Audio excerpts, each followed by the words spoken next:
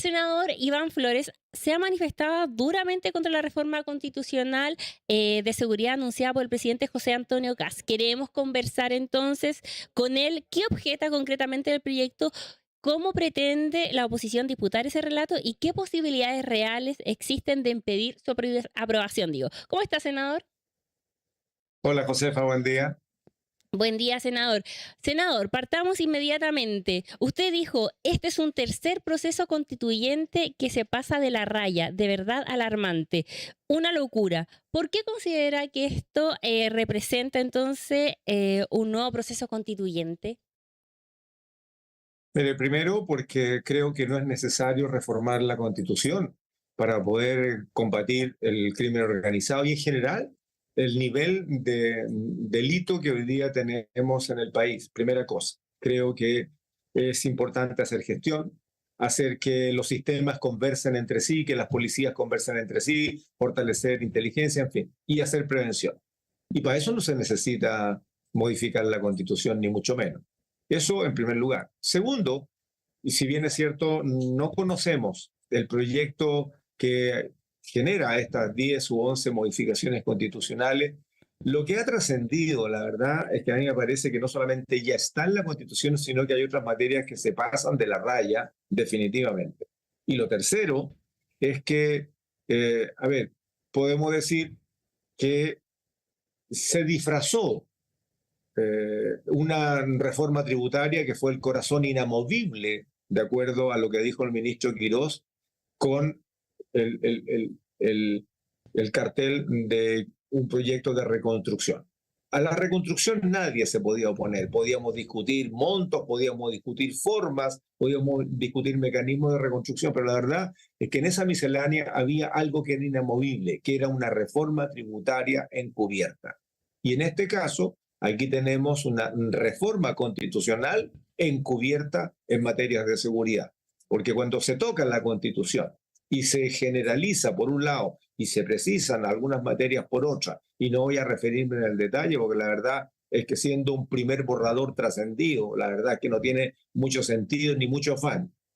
Pero cuando se toca en la Constitución, se transforma en un nuevo proceso constituyente, porque no es cambiar un artículo, no es modificar un énfasis, no. Aquí hay 11 modificaciones que podrían venir en la Constitución. Y esa reforma constitucional sería de espalda a la ciudadanía. Los otros dos procesos constituyentes, fallidos ambos, uno muy a la izquierda y otro muy a la derecha, fue producto de debates donde intervino la ciudadanía completamente, eligiendo a los consejeros. Y en este caso, el gobierno por sí ante sí presenta y discute, recuerdo, las mayorías que tiene en el Congreso Nacional. Y eso no solamente es menos democrático que un proceso constituyente como corresponde, sino que además viene disfrazado de una agenda de seguridad. Y en el fondo de lo que se plantea el gobierno, ¿qué le parece más peligroso? ¿Consagrar nuevas atribuciones de seguridad? ¿Modificar el equilibrio entonces entre derechos o utilizar la Constitución para blindar políticas que podrían encontrar obstáculos en los tribunales? O sea, mire, hay una serie de materias que tienen que ver con algunas restricciones de libertad de los ciudadanos. Pero por otro lado, se mezcla la posibilidad de dar algunas atribuciones a instituciones como las Fuerzas Armadas con la pérdida de derechos que son derechos fundamentales. Ya la ministra de Salud se refirió a que cualquier persona, cualquiera sea, sea nacional, sea migrante, sea joven, sea viejo, sea de izquierda, sea de derecha, cualquier persona tiene derechos mínimos. Y esos derechos mínimos hoy día están siendo, yo diría de alguna manera, limitados, restringidos, anulados, si esa persona es un delincuente. Y los delincuentes, bueno, tienen que cumplir su deber con el Estado cumpliendo la pena, pero no se le va a quitar un derecho a la salud, por ejemplo, ¿no? Mm. ¿Y por qué usted cree entonces que desde lo propio oficialismo también han saltado las alertas en esta materia porque la UDI ya puso un freno de mano a esta idea del gobierno? Bueno, vamos a ver, porque a ver, y en esto no se trata solamente de utilizar ahora a nuestro favor una proporción circunstancial como es que si la oposición se une, no van a poder tener una reforma constitucional porque no van a alcanzar los 4/7 necesarios, no los tienen, ¿no? Tendría que haber alguien darse una voltereta muy fea como para eso, y no creo que eso ocurra dentro de la oposición hoy día. Pero más que eso, Josefa, es el contenido, no son las mayorías circunstanciales. La derecha ganó el proyecto de reconstrucción y reforma tributaria por mayoría circunstancial, lo ganó por un voto, por 2 votos, un par de empates, ¿no? Nosotros quisiéramos que son materias tan delicadas y tan profundas que no se deberían ganar por un voto o perder por un voto. Esto debería ser parte de un acuerdo político y eso es mucho más amplio y que no tiene que ver con participación circunstancial de un bloque o de otro bloque. Una reforma constitucional de este alcance, la verdad es que debería ser acuerpado, bien debatido y finalmente resuelto por amplia mayoría. Y eso claramente no va a estar. Senador, entonces, lo que se puede entrever de lo que usted dice es que en un futuro gobierno de su sector, ustedes tampoco estarían dispuestos a hacer una reforma constitucional en materias que sean de tanta relevancia pública, ¿o no? O sea, mire, yo hice una nota pública diciendo que tratándose de seguridad vamos a apoyar lo que corresponda apoyar, porque eso es lo que hoy día la ciudadanía necesita, pero no a nombre de la seguridad vamos a constituir un nuevo proceso constituyente saltándonos la propia ciudadanía o saltándonos las estructuras que la propia Constitución y el Congreso Nacional nos hemos dado, ¿no? Anteriormente. Yo creo que en materia de seguridad no hay que perder el foco, porque si seguimos apuntando a lo que está apuntando el gobierno, aparte de la parafernalia que hicieron hace unos días atrás, donde no hubo ningún recluso nuevo, ninguna persona apresada producto de un operativo, nada. Era gente que ya estaba presa a un penal que ya fue inaugurado en el gobierno anterior y que 3 gobiernos se preocuparon de construirlo, empezó el 2017. Entonces, lo único que hicieron fue trasladar, y yo pregunto si ya que hay alrededor de 600 internos ahora, cada vez que hagan un traslado de alguna cárcel a esa cárcel de Talca, van a hacer esta parafernalia con un tremendo costo para el Estado, pero más que eso, con un movimiento mediático, como que aquí apresamos a todos los patos malos de Chile, la verdad es que mala cosa, porque eso es falsear, eso es hacer un show de algo que no debería ser. Está bien, anúncielo. Miren, en vez de trasladar 20, vamos a trasladar 150, 200. Está bien, está bien. Pero no puede ser ese el propósito del Ministerio de Seguridad, 3 ministros, presidente de la República y todo, para trasladar un grupo de personas que venían de distintas cárceles para concentrarse en una cárcel que se viene construyendo hace 9 años y que fue inaugurada hace más de un año y que ya tiene presos adentro. Ninguna novedad. Entonces, no movió, pero ni un ápice, la aguja de la realidad que viven las personas. Puede que alguien se sintió feliz de ver todo ese despliegue, está bien, puede ser, pero no movió nada, no cayó ni un tipo preso. Y por otro lado, sin nosotros, y aquí, mire, ni la agenda de seguridad que Steiner dijo que no estaba y que hoy día la verdad es que se tomó el plan que venía del gobierno anterior. Pero este ACOT, esta Agenda contra el Crimen Organizado y el Terrorismo, si no contiene la prevención, si no hay un afán del gobierno de prevenir, de evitar, de adelantarnos, siempre vamos a estar reaccionando contra un crimen que ya ocurrió, contra gente que le quitó la vida a una persona que ya se murió,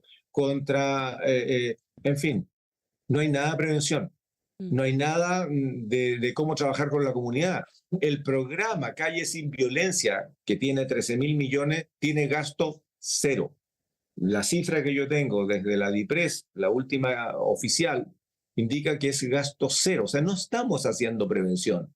Y si no hacemos prevención, si no evitamos que los jóvenes que son atrapados por el crimen organizado no salgan a la calle con esta nueva pega, ¿no? Que podrá ser lucrativa, pero tremendamente riesgosa para ese mismo joven, para su familia y para la comunidad, entonces al final de cuentas vamos a seguir llenando las cárceles hasta el infinito.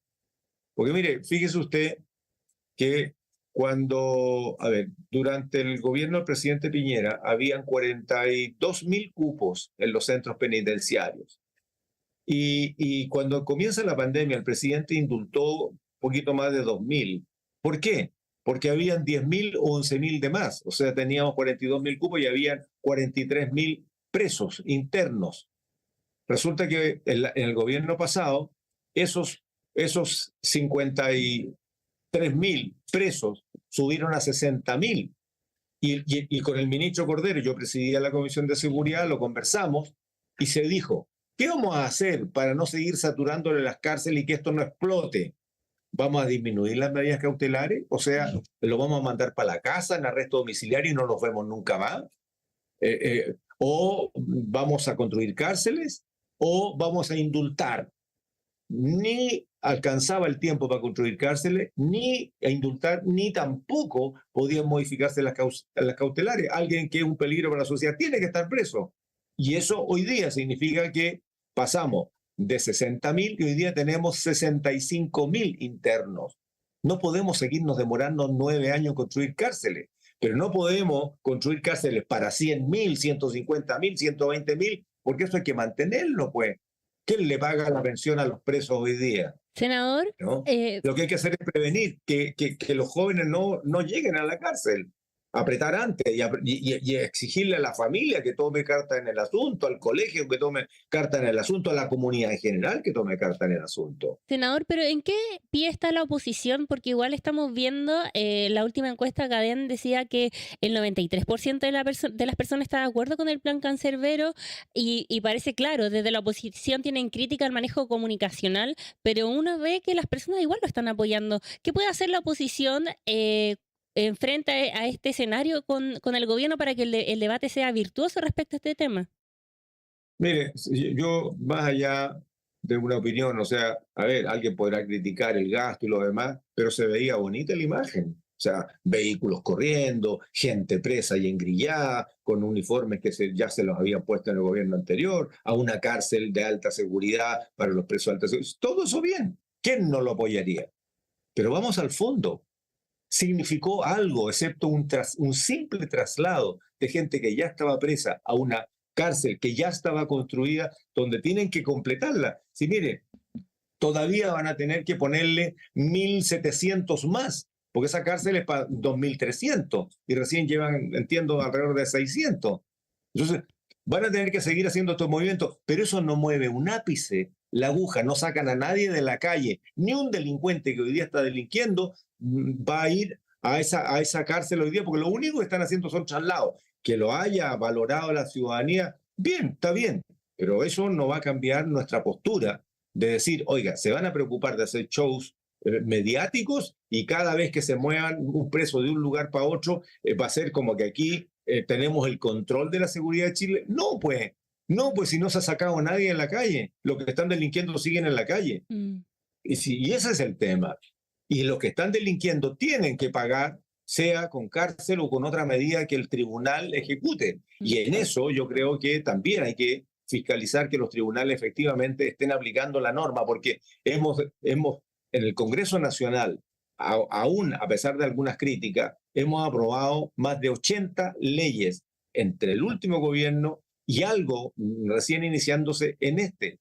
Pero si esas leyes no se transforman en un cambio de gestión del sistema de inteligencia, de la articulación entre las instituciones, de que el Ministerio de Seguridad efectivamente despliegue con cosas nuevas, porque hasta el momento, 5 meses, estamos viendo, además que el ministro puede acompañar a las policías, está muy bien, pero eso no movió la aguja, lo pueden hacer las policías solas. Y en ese contexto, entonces, dígame usted qué es lo que ha cambiado. O sea, y en prevención, nada. Nada. O sea, veamos la ejecución del gasto. Entonces vamos a seguir teniendo gente que va a seguir cayendo en el delito, lo vamos a seguir metiendo preso, y ¿hasta dónde? ¿Hasta cuándo? Tenemos que tomar el control de la agenda de seguridad, y la agenda de seguridad es amplia, es inteligencia. O sea, yo no he visto ni una cifra de en cuánto se ha fortalecido la Agencia Nacional de Inteligencia, pese a que se promulgó sin pena ni gloria, no hubo ni siquiera un acto, la ley que crea un sistema integrado de inteligencia. Y tanto en el sistema integrado de inteligencia como en el propio Ministerio de Seguridad todavía no se termina de completar la institucionalidad. Todavía hay cosas que crear y que no han sido creadas. Preocupémonos de eso. de que lo que hemos venido discutiendo en los últimos años efectivamente se implemente, ¿no? Para prevenir y para combatir. Pero Senador, no hagamos un show de traslado de precio como que esto ya resolvió el problema de la delincuencia, por favor. senador, No caigamos. sí, senador, ¿cuál es la postura que ustedes tienen a priori por esta agenda de seguridad? Porque si la reforma fracasara, entonces el gobierno podrían decir e instalar que ustedes fueron los que votaron en contra e impidieron entregar mayores herramientas para combatir la delincuencia. Mire, eso hablaría muy mal de todos nosotros. Y cuando digo todos nosotros, hablo de la ciudadanía. La ciudadanía no se puede molestar porque votamos en contra una mala reforma, una peligrosa reforma constitucional de varios componentes que colocan el Estado de Derecho en precario.